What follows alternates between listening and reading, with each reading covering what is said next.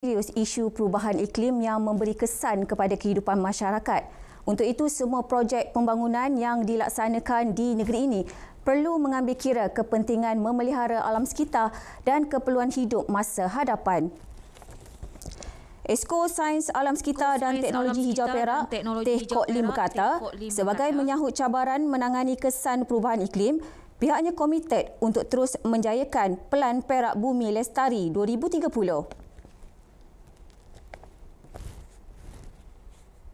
Penggunaan LAKUS tanpa perancangan dan pemantauan akan memberi kesan buruk kepada alam sekitar dan generasi akan datang. Jadi bagi mewujudkan kehidupan yang harmoni dengan alam, setiap pembangunan yang dilaksanakan perlu dinilai impaknya terhadap alam sekitar.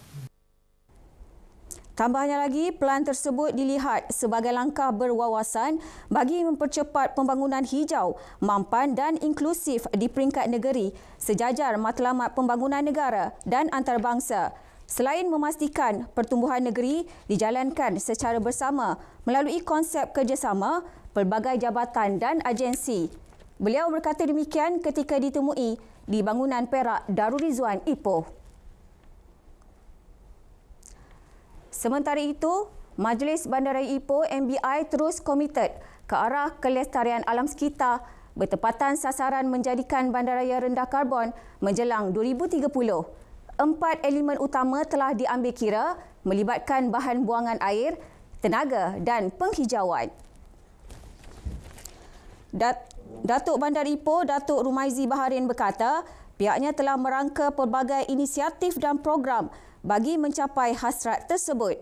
Antaranya memasang lampu jalan LED, menggalakkan penggunaan kenderaan elektrik dan penanaman pokok yang mempunyai kadar serapan karbon yang tinggi. Kita dah memulakan satu konsep yang dinamakan sebagai Donut Economy City. Bandaraya Ekonomi Donut yang pada asasnya kita selaraskan dengan circular economy. Circular economy ini tidak berkata lagi demikian bergantung ketika seperti ditemui amalan kita linear economy yang setiap barangan yang kita gunakan itu kita lupuskan. Tapi dalam circular ataupun donut economy yang kita perkenalkan, ya, kita akan guna balik semua bahan-bahan pelupusan itu untuk dijanakan atau guna pakai oleh industri yang berbeza. Beliau berkata demikian ketika ditemui di bangunan MBI Ipoh. Tambahnya lagi, penglibatan dan kerjasama semua pihak, terutamanya warga Bandaraya Ipoh, diperlukan bagi mencapai sasaran tersebut. Menukar sampah kepada duit, itu konsep yang diterapkan menerusi pembinaan Pusat Kitar Semula Pandu Lalu Automatik DTRC Trash for Cash di Manju Ipoh. Di samping menjana pendapatan, ia juga sebagai usaha menyokong kelestarian alam sekitar. Ikuti laporan disediakan wartawan Fahmi Muhammad Noor. Pembinaan DTRC Manjui juga sebagai menyokong hasrat Kementerian Pembangunan Kerajaan Tempatan KPKT yang menyasarkan kewujudan 100 pusat kitar semula pandu lalu di seluruh negara. Sejak dilancarkan pada Mac lalu, sejumlah 891.20 kg bahan kitar semula telah dikutip, menyaksikan sebanyak 1,544 kg pengurangan pembebasan gas karbon dioksida CO2. Yang ini adalah satu program yang kita buat juga di bawah konsep energi, yang mana kita menggalakkan juga selain daripada strategi, masyarakat, penglibatan masyarakat sangat penting. Jadi penggunaan pandu lalu dan juga mengurangkan penggunaan beg plastik adalah satu sumbangan kita kepada alam sekitar tadi, yang mana melibatkan penglibatan orang awam. Ini sangat kita galakkan.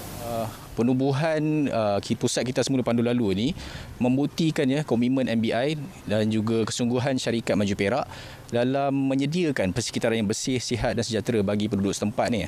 Hasil kerjasama awam swasta ni kita dilihat sebagai satu langkah yang tepat dalam merealisasikan hasrat MBI untuk ke arah pengiktirafan Ipoh Smart and Green City menjelang tahun 2030. Di Selenggara Maju Perak Utilities Management Sdn Bhd, pusat kita semula ini beroperasi 24 jam setiap hari tanpa pekerja.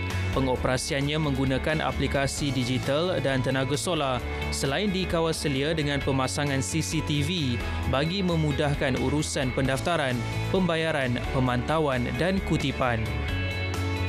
Apa yang penting bagi Maju Perak adalah untuk memudayakan amalan 3R ini yang mana akan membantu kerajaan untuk mengurangkan pembebasan gas rumah hijau ataupun CO2. Dan apa yang kita dapati di sini adalah kita jaga kebersihan, kita jana pendapatan, jaga kelestarian alam sekitar dan bantu kerajaan untuk mengurangkan isu perubahan iklim.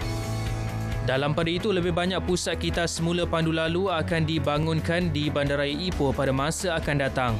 Ia sekaligus menyediakan lebih banyak platform kepada masyarakat untuk menyumbang kepada usaha menjaga kelestarian alam sekitar. Tanggungjawab melestarikan alam sekitar bukan hanya terletak di bahu satu pihak. Sebaliknya, kerjasama erat semua termasuk kita sebagai anggota masyarakat diperlukan. Walau sekecil mana sumbangan yang kita lakukan pada hari ini, impaknya sangat besar, terutama pada generasi akan datang. Jadi, manfaatkan kemudahan yang ada demi kesejahteraan hidup kita bersama. Fahmi Muhammad Noor, RTM.